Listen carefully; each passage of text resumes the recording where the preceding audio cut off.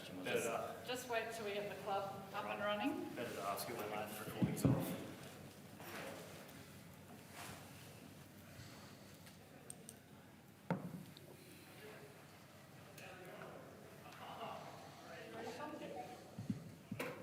Okay, thank you. Justin, not the result you wanted coming into today. What do you make of that one? We're ordinary in all phases. We just, and they were very good, and we couldn't match them. I think when you dish up a performance like that, you have to look at your preparation. So we'll need to look at our week. We just didn't get the contest right, all over the ground, all aspects. We got beaten up. So that's not good enough. Is this the most disappointed you felt after a loss this season, or even in your whole coaching career? I don't rank losses or wins on what's worse, but we're all pretty flat in the rooms after that. And we need to have a look at ourselves as a coaching group and make sure we're preparing our players the best, giving them the right messages. Because like I said, that you dish up a performance like that, it's on the back of your week, not what happens on game day. So we weren't a well-prepared team, and that's what we want to be. And the Giants seem to be on top from the opening exchanges, really. So how do you explain what's going on with your first quarters? Because I'm sure you're aware it's only once you've gone into the first break in front of you. And I mean, there's been some disappointing first quarters, but there's also been some first quarters where we feel like we've either got off to a decent start and it's just been the back end of the quarter that's let us down, or we haven't made the most of our opportunities. But today it was just comprehensive. We like I said, it wasn't just the first quarter. We've been able to grind our way back into games, but contest wasn't good enough all over the ground. The way we defended, our front half was poor.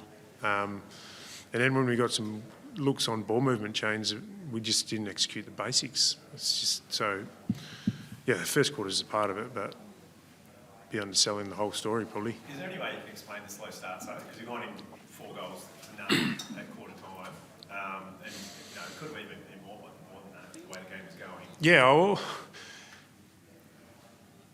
well, we need to keep digging into it clearly, and every first quarter is different. Like I said, I think we could have hit the scoreboard as well, but we come through the middle of the ground with free numbers, and we miss an easy handball, and you just can't defend behind those turnovers. So today, it's not really about first quarter today. It was about the whole game, and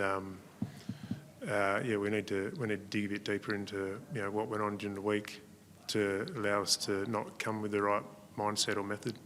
If the game's a reflection of your week, what's in store for the upcoming week before you have Essendon? We'll work that out. I'll review it and work and get to that conclusion. I haven't got to that conclusion yet. Is it frustrating after winning 4 in a row, heading into the bye, to sort of slip back to your habits probably at the start of the season when you were getting beaten up in possession and clearances? Yeah, it is. Of course it is. Because we're playing nothing like we were before the bye. So, clearance wasn't where it needed to be today. Like centre bounce was 15-3 at one stage, which just cost you field position. We didn't have the same urgency in the contest and didn't have the same urgency in defence. So we need to make sure we get an uplift in those areas. How much of that is not having Sean Darcy? How important has his loss been? It plays a role because not only we lose one of the comp's best ruckmen, even though Jacko's doing a decent job in there, but it's unbalanced our forward line as well. So we haven't got Jacko as a forward, which unbalances that a little bit and puts even more pressure on Jai and Josh down there, and you have to drag JT out of there because he has to be second ruck. So it has changed the balance of our team. And can you talk us through what it means for Jai and Josh when Luke's not there and Jai was up against Sam Taylor for quite a bit of the game, all-Australian defender, a bit of a test for him early in his career? Yeah, well, we're moving the ball pretty averagely. We're not winning contests, so he's not really getting one-on-one looks. And then when he was up against, like you said, Sam Taylor, who's a really good player. So, I mean, they're the lessons they're going to come across as young key forwards. And, Jai in particular, because he's been hitting the scoreboard and so much talk about him, teams are going to start putting a bit more time into him, come up with different ways to defend him, and he's got to work his way through, and we've got to help him work his way through those situations. We've been saying all along he's not the finished product, and he's going to come up against these challenges that he's going to learn from. So, we need to look at our structure. We're hoping Sean comes back, but we need to make sure, we give those two a little bit more support. Justin, how concerning was the effort late once the game was clearly gone? The effort late on just to not really fight it up. Yeah, it was disappointing because we've been pretty good. We've been pretty good at that, and we've fought out to the end. And what I think happened is, you just go off task and you get so consumed in your own head, it looks like you're not trying, but and things just fall apart. So I don't think that's a trend. I think we've been pretty good with that. But it's pretty disappointed with the whole night. But that just topped it off probably. How close was Michael Frederick to playing, and I guess, what are his chances of playing Essendon next Yeah, he was really close. Maybe you could have rolled the dice with him, but you have to listen to the doctor's advice there. They didn't think he could get through a full game, so it's a good sign for next week. And Johnson, is he okay? Just a talk? Yeah, he got a corky. Yep. For a team that prides itself on its defence, you can see 21 marks inside 50. What does that mean? What are you looking at there? We need to get more ruthless in our back half, and we knew that GWS were a good team at scoring from their front half.